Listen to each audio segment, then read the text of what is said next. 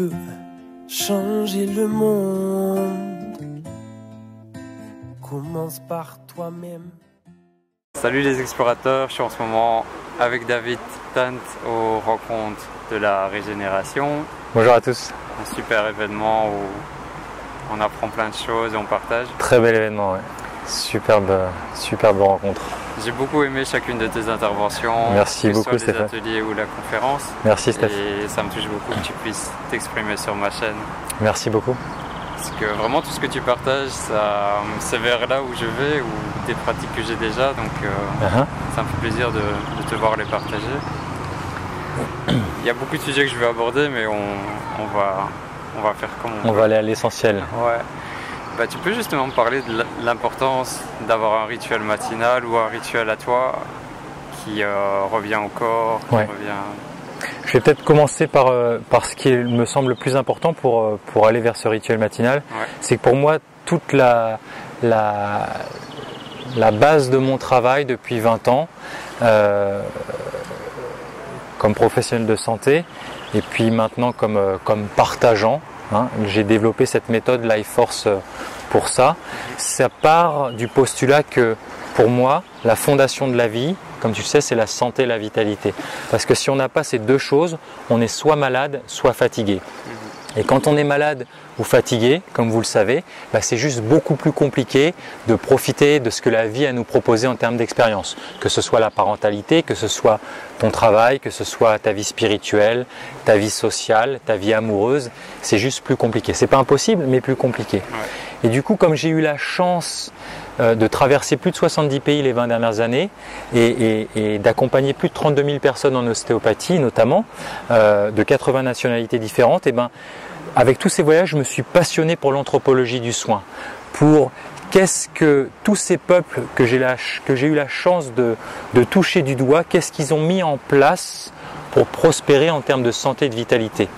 Et du coup, quand tu regarde l'histoire de l'homme à travers les âges, à travers les cultures, tu te rends compte qu'il y a toujours 5 choses qui reviennent, 5 piliers, je les ai appelés les 5 piliers de vie. Il y a toujours les rythmes de vie qui reviennent, il y a toujours la nutrition des 5 sens, pas seulement la diététique, il y a toujours le mouvement, il y a toujours la respiration, il y a toujours l'état d'esprit. Et ces 5, ils permettent de soutenir la santé et la vitalité. Si la santé et la vitalité, c'est la fondation de la maison, c'est soutenu par ces 5 piliers. Okay. Et du coup, le truc, c'est qu'on vit dans une société, comme vous le savez, d'hyper spécialistes, où quand ça va pas, on va voir le docteur ou le spécialiste du truc qui va pas. Ouais. Et puis on saute de symptôme en symptôme.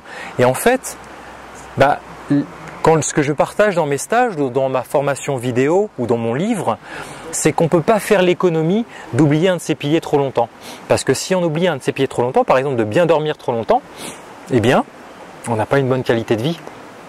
Donc du coup, l'idée c'est d'apprendre aux gens les principes, ça c'est important, qui gouvernent chacun de ces piliers. Il y a peu de principes, il y a énormément de techniques et de façons de les appliquer, mais il y a peu de principes. Et puis, une fois qu'on sait comment les nourrir un petit peu tous les jours, eh bien, ça permet d'accéder à une vie beaucoup plus harmonieuse. Ouais. Et toi, dis-moi personnellement, comment tu t'es intéressé à ce genre de questions? Ça fait longtemps Ça fait longtemps, ça fait une vingtaine d'années que j'ai eu la chance de commencer à voyager et puis que ça m'a touché. Ça a commencé, comme toi, à explorer le monde. J'ai eu la chance le voyage est une ouverture qui est incroyable. Ouais. Et puis, il y a quelque chose qui a beaucoup influencé mon travail, c'est qu'avec mon travail, avec ce choix que j'ai fait, j'ai été confronté à beaucoup de souffrances de gens dans différents types de pathologies, parfois terminales, différents types de handicaps lourds. Et du coup, cette réflexion et cette compréhension, elle est venue assez tôt. Et puis, j'ai envie de te dire aussi, Steph, que le fait de voyager dans toutes ces contrées qu'on dit en voie de développement, alors qu'en fait je pense qu'ils sont souvent bien plus développés que nous parce qu'ils sont plus au contact de la nature, de la source et d'eux-mêmes, eh bien il y a ce qu'on appelle les blue zones, les zones bleues, où on retrouve, il y a 7 zones identifiées sur la planète où il y a des gens entre 100 et 120 ans qui sont en parfaite santé. Et du coup, cette thématique de la longévité, elle m'a toujours passionné. Qu'est-ce que c'est la longévité? Est-ce que c'est simplement amener plus d'années à sa vie, ou est-ce que c'est aussi amener plus de vie à ses années? Tu vois, je pense que c'est les deux. Et du coup, comme j'aime à le partager dans mes stages, ou encore une fois dans le livre, dans les formations, c'est que c'est simple, mais c'est pas simpliste. Ouais. Il y a de la neuroscience derrière, il y a des explications, mais qu'au final, de faire, c'est très simple. Voilà. Ouais, la simplicité, c'est essentiel. La base. C'est essentiel. Ça doit être facile à implémenter dans sa vie et tout le monde doit pouvoir le faire. Ouais. Hein, dans nos stages, on a des gens qui ont... ma plus jeune, elle avait 12 ans et ma doyenne a 73 ans. Et puis au milieu, on a des triathlètes qui ont 30 ans. Mais comme c'est principiel, ça touche des principes de vie, eh bien, quand quelque chose est vrai, il est vrai dans différents champs de vie, dans différentes dimensions. Un truc que j'ai intégré récemment dans mon chemin spirituel et que je n'avais pas conscience avant, c'est le mouvement. Je pense que c'est un thème qui t'est cher aussi. C'est un thème qui m'est cher, ouais, de par ma formation de base, ouais, tout à fait. Et puis de par le corps qui m'a été donné, ouais. C'est essentiel. On vit dans notre société occidentale, on vit avec le paradigme de l'exercice physique. Et le cerveau humain, il est designé pour le mouvement. Donc c'est très important je pense, pour avoir une bonne vitalité, une bonne santé, de rajouter plus de mouvements dans sa vie et d'avoir des mouvements qui soient fonctionnels. Il y a quelque chose, moi, qui m'a passionné, c'est ce qu'on appelle l'hébertisme, tous les mouvements naturels qui permettent d'avoir des corps sains, des corps en pleine énergie. Et si tu veux, dans tous les peuples tribaux que j'ai pu rencontrer sur mon parcours, eh bien, il n'y en a aucun qui a été dans une salle de gymnastique et qui a pris dans sa vie une haltère pour faire des choses comme ça. Et par contre, ils ont tous des postures parfaites, ils sont élégants, ils ont des corps connectés, unifiés. Et du coup, simplement avec des mouvements naturels, c'est des gens qui courent, des gens qui nagent, des gens qui luttent, des gens qui escaladent, des gens qui portent, des gens qui sautent.